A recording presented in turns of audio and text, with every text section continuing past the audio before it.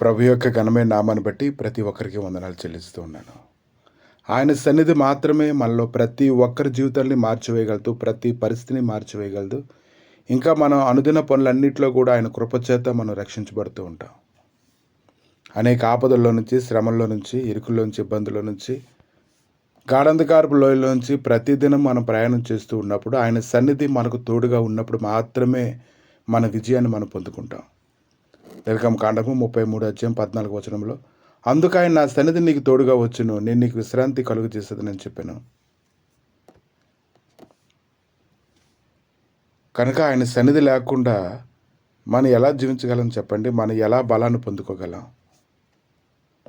ఒక రొట్టె ముక్కను తీసుకొని దాన్ని పాలల్లో ముంచినప్పుడు ఆ రొట్టె ముక్క ఎలాగైతే పాలల్ని తనలోనికి ఎలాగైతే పీల్చుకుంటుందో, మనం దైవ సన్నిధికి వెళ్ళినప్పుడు ఆయన సన్నిధిలో ఉండేటువంటి గొప్ప కృప, మహిమ, మహత్యాన్ని మనం అలా పీల్చుకోగలిగేటువంటి స్థితి మనలో ఉండాలి. కనుక అది రొట్టెని తీసుకొని పాలల్లో ముంచినప్పుడు అది తినడానికి ఎంత యోగ్యంగా అయితే ఉంటుందో, ఎంత రుచిగా అయితే ఉంటుందో, ఈరోజు మనం దైవ సన్నిధికి పోయినప్పుడు ఆయన సన్నిధితో మనం నింపబడినప్పుడు ఆ దినమంతా మనకు అంత మధురంగా, అంత సంతోషంగా మన జీవితంలో పనిచేయడాన్ని మనం చూస్తూ ఉంటాము.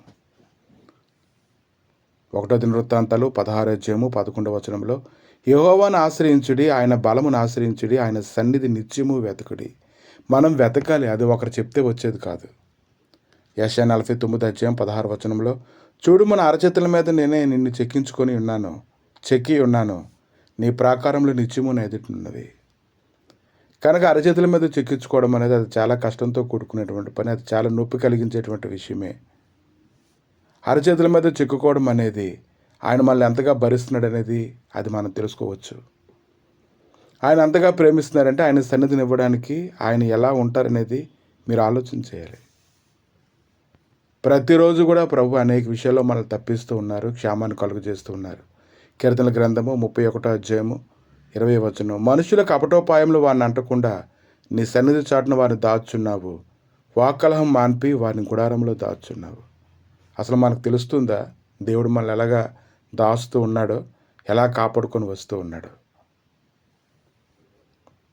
ఇంకా కీర్తన గ్రంథము 34:16 దుష్క్రియలు చేయవారి జ్ఞాపకమును భూమి మీద నుండి కొట్టివేటిక యెహోవా సన్నిధి వారికి విరోధముగా ఉన్నది. కనుక అనేక విషయాల్లోని దేవుడు మనకు సహాయం చేస్తూ ఉన్నాడు. కొన్నిటిని మనం తెలుసుకుంటున్నాము, ధ్యానిస్తున్నాము. మనకు ఏదైతే ఎక్కువ నొప్పి కలిగిస్తుందో దాని నుంచి విడుదల పొందినప్పుడు మాత్రమే అధికంగా స్తుతిస్తున్నాము. కానీ మనకు తెలియకుండానే ప్రభు తన సన్నిధిని పంపి అది మన మీదకి రాకమునిపే ఆయన మనల్ని కాపాడి నడిపిస్తూ ఉన్నారు. దాన్ని బట్టి ఇంకా అధికంగా స్తుతించాలి.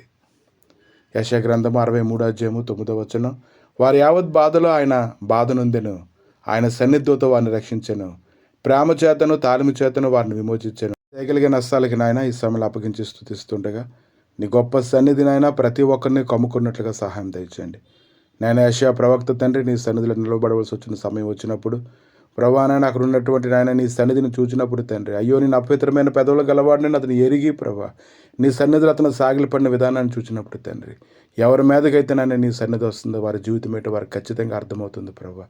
నాయన మాలో ప్రతి ఒక్కరము తండ్రి నాయన ఈ సమయంలో నాయన నీ సన్నిధి గురించి నాయన వాంఛ కలిగి ప్రభా నాయన ఆ సన్నిధిలో గడపడానికి గాను తండ్రి హృదయపూర్వకముగా ప్రభా మా బలహీనతలన్నీ ఒప్పుకొని మా పాపములన్నింటినీ విడిచిపెట్టి తండ్రి నీ సన్నిధిలోనైనా స్తుతించుటకు కృప దయచేయమని నాయన. నీ సన్నిధి కంటే విలువైనది లోకంలో ఏది లేదు కనుక ప్రభా అటువంటి గొప్ప సన్నిధినైనా మేము అనుభవిస్తుండగా తండ్రి మేము మా కుటుంబములన్నింటిలోనూ ప్రభా నువ్వు గొప్ప కార్యములు జరిగించి మీరే మహిమకంత ప్రభావాలు పొందమని యేసుక్రీస్తు నామములు అడిగి వేడుకుంటున్నాము తండ్రి. ఆమేన్.